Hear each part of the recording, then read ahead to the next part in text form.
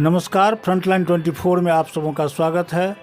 अभी हम पहुंचे हैं जिला परिषद क्षेत्र संख्या 27 में, जहां हमारे साथ हैं युवा कर्मठ सुयोग्य प्रत्याशी हैं। जिला परिषद क्षेत्र के डॉली ठाकुर हैं, काफ़ी चर्चित नाम है इनका। जब हम इस क्षेत्र में हमारी टीम भ्रमण की है तो जगह जगह इनका नाम लोगों ने लिया है। अभी क्षेत्र में ही ये भ्रमण कर रही हैं, मतदाताओं से संपर्क कर रही हैं। इसी दरमियान इनसे मुलाकात हो गई। संजोग ऐसा है कि पूर्व में ये पत्रकार भी रही हैं और सामाजिक स्थिति से बखूबी वाकिफ़ हैं, ग्राउंड को जानती हैं, समस्याओं को जानती हैं और समाज में जो विभिन्न तरह की समस्याएं हैं उसे उबारने के लिए, उसका समाधान करने के लिए चुनाव मैदान में कूद पड़ी हैं।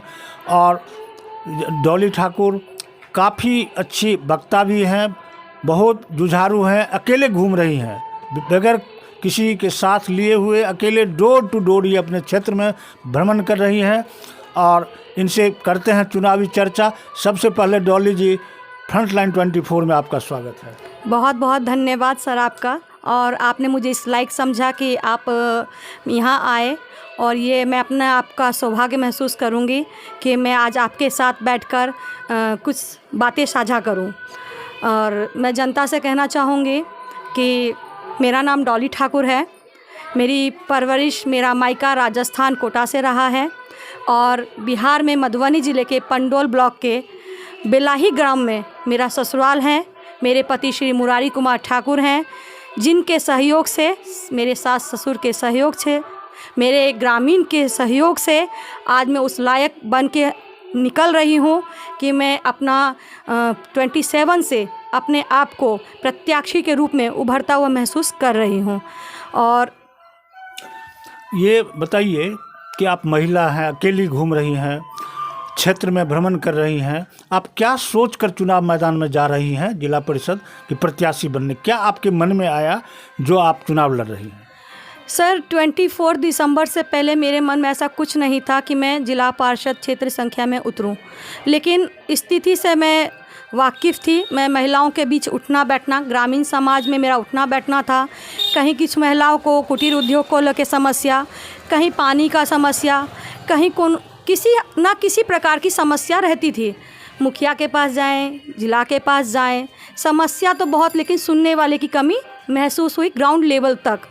तब तो एक एग्ज़ाम्पल अगर दिया जाए तो मुझे खुद भी काम पड़ा और कई बार मैंने पदाधिकारियों को भी कहा, लेकिन कोई सुनवाई नहीं। तब उसी दिन मैंने अपने दिमाग में निश्चय कर लिया कि जब महिला देश संभाल सकती हैं, महिला पायलट बन सकती हैं, महिला एयरफोर्स में जा सकती हैं, तो महिला क्षेत्र संख्या 27 क्यों नहीं संभाल सकती। और अगर एक महिला उभरती है तो मैं जानती हूँ कि महिला का दुख समझेगी, महिला युवा का भी दुख समझेगी, महिला बच्चों का भी दुख समझेगी, महिला हमारे गार्जियनों का भी दुख समझेगी।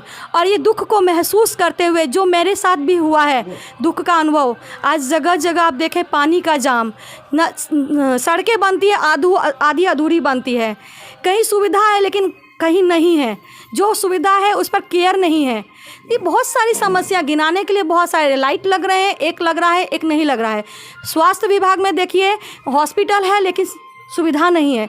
शिक्षा में देखिए टीचर्स हैं, अवेलेबल नहीं है, कहीं ना कहीं समस्या है। तो इंतज़ार किया 12 साल इंतज़ार किया कि कोई तो उभरे, कोई तो निकले, कुछ तो करे, लेकिन कहीं नहीं। आज 12 साल बाद ही मुझे मौका मिला है कि मैं उभरूं और ये करके दिखाऊं। आज आप मेरा इंटरव्यू ले रहे हैं, मैं दावा करती हूं आज से आने वाले 5 साल बाद अगर ये इंटरव्यू लेंगे तो शायद मेरी जनता आपको मेरे लिए पॉजिटिव ही बोलेगी। किसी को मैं ये मौका नहीं दूंगी कि मेरे लिए वो नेगेटिव कह सके। हाँ, इतना मैं ये जानती हूँ कि 100% कोई सही नहीं हो सकता है, लेकिन कोशिश तो कर सकता है। उस कोशिश में मैं कभी पूरा अधूरी नहीं रहूँगी और मैं हर वो कोशिश करूँगी कि मेरा क्षेत्र कैसे विकसित हो। जैसे एक बच्चा पैदा होता है तो माँ बाप का कर्तव्य होता है कि वो अपने बच्चे का कैसे लालन पालन करे, उसका दायित्व होता है। वैसे अगर मैं यहाँ की प्रत्याशी बनती हूँ तो ये मेरा स्वयं का दायित्व होगा कि मैं अपने क्षेत्र को कैसे विकसित करूँ। आप समस्या के बारे में बोली, आपके मन में एक ललक आई जब समस्या को देखी आप, और लगा कि कोई समाधान करने वाला नहीं है। क्यों ना, जब महिला फाइटर विमान चला सकती है, महिला हर क्षेत्र में बढ़ चढ़ कर हिस्सा ले रही है, तो क्षेत्र संख्या 27 को क्यों नहीं संभाल सकती हैं? तो आप जब भ्रमण क्षेत्र में कर रही हैं, जगह जगह जा रही हैं, हर एक पंचायत में जा रही हैं, वार्ड में जा रही हैं, तो सबसे प्रमुख समस्या आपके नज़र में क्या दिखा? सबसे बड़ी समस्या सड़क ही है। अभी भी कहते हैं कि सरकार ने बहुत सारी सड़कें दी हैं, लेकिन देखिए अभी भी आप जाइएगा गांव में तो आधी सड़कें तक ठीक है, और अंदर जाने के लिए बेचारी महिलाओं को जो उस घर में रहते उनको आधे आधे गड्ढे तक जाना पड़ता है। तकलीफ़ होता है, क्योंकि आज हम क्षेत्र घूम रहे हैं तो मैं ये महसूस कर रही हूँ कि कहीं पानी भरा हुआ है, ठीक है, जल नल चालू है, लेकिन कहीं पानी टाइम पर नहीं आता है और कहीं वो सिर्फ टोटी लगा ही हुआ है, कोई समस्या नहीं। लाइट पोल में गवर्नमेंट ने दिया है, प्रत्येक पोल के लिए लाइट है, लेकिन कहीं एक पोल पे है, कहीं 4 पोल बाद है और कहीं पूरी जगह है। अगर आप किसी भी पद पर हैं तो आपके लिए सामान्य सब जनता सामान्य रूप की होनी चाहिए। अगर आप उजाला करते हैं तो प्रत्येक घर में कीजिए, एक घर को उजाला करके बाकी घर को अंधेरा मत कीजिए। बहुत सारी समस्याएं सर, कितना गिनाने के लिए बैठा जाए। अब आप महिला हैं, युवा हैं, जुझारू हैं, कर्मठ हैं, तो आधी आबादी महिलाओं की है आपके क्षेत्र में भी, हर जगह। तो अगर आप जीत जाती हैं, यहाँ की जनता अगर आशीर्वाद आपको देते हैं और जिला परिषद सदन में पहुँच जाती हैं, तो सबसे पहले महिलाओं के लिए आप आवाज़ बुलंद करेंगी या उनकी समस्याओं को दूर करने का प्रयास करेंगी? सर बिल्कुल, मैं बिल्कुल करूँगी, क्योंकि मैं एक महिला हूँ और मैंने ये महसूस किया है कि महिलाएं अगर यहाँ पे अभी भी बहुत पीछे हैं, और उस पीछे रहने का कारण है रोज़गार। उसके लिए हमको कुटीर उद्योग, लघु उद्योग का काम करना होगा। उसके लिए हमको कुछ ऐसी योजनाएं लानी पड़ेगी। आज हमारी महिलाएं देखिए खेत में काम करती हैं, लेकिन कितना देर खेत, मौसम है तो खेत है, मौसम नहीं है तो खेत नहीं है। जैसे आप मुंबई में आप जाते हैं, मुंबई में देख लिए, यहाँ तक कि मुजफ्फरपुर में भी हम कहीं कहीं सुनते हैं कि घर में बैठी बैठी महिलाएं अगरबत्ती बनाती हैं, पापड़ बनाती हैं, अचार बनाती हैं, अपना कुछ तो उपार्जन करती हैं, अपने पुरुष के सहारे नहीं रहती हैं। अच्छा, कुछ ऐसी महिलाएं जो विधवाएं हैं, उनका घर कैसे चलता है? आप ये सोचते हैं क्या कमाती हैं वो?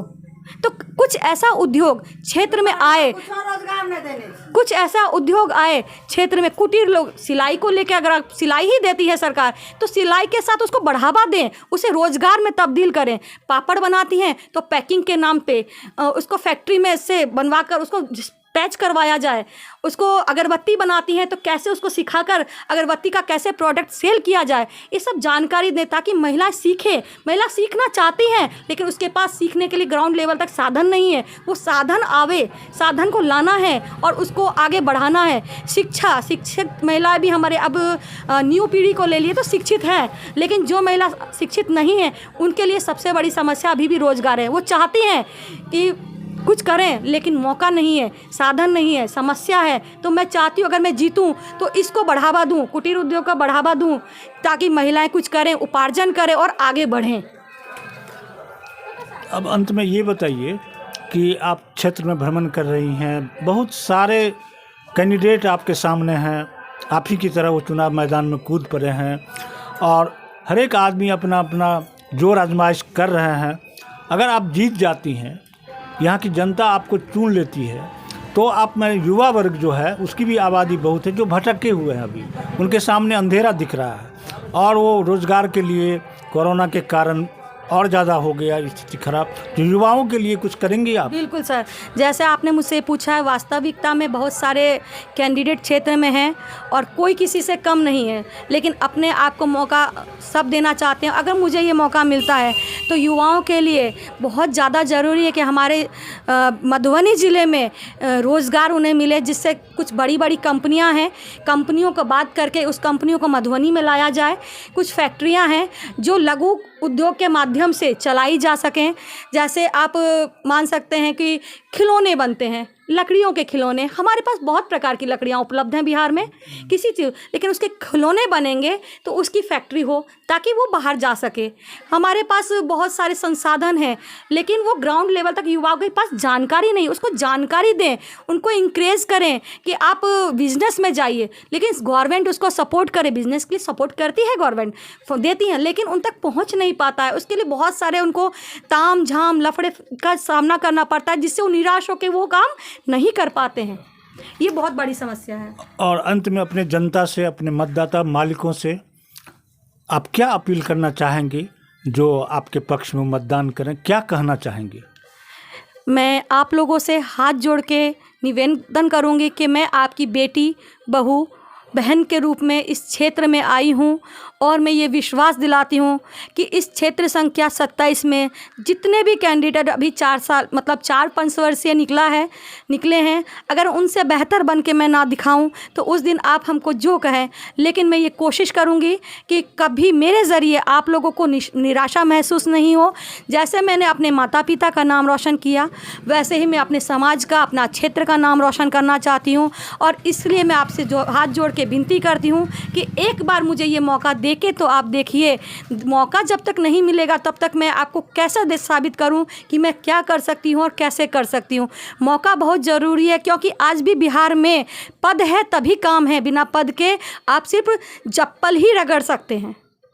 इसलिए मेरा विनती है कि आप लोग प्लीज़, माताएं बहनें, एक बार सोचें कि महिला होकर मैं आगे बढ़ी हूँ तो कम से कम एक महिला का फ़र्ज़ है कि एक महिला को आगे बढ़ाएं। और हमारी नीतीश सरकार तो जिसमें भी महिला को आगे बढ़ाने के लिए कई कदम उठाती है, और मैं भी उसी महिला में से हूँ जो एक महिला, कम से कम एक महिला का दुख समझे, उसका साथ दे और कदम से कदम मिला के चले।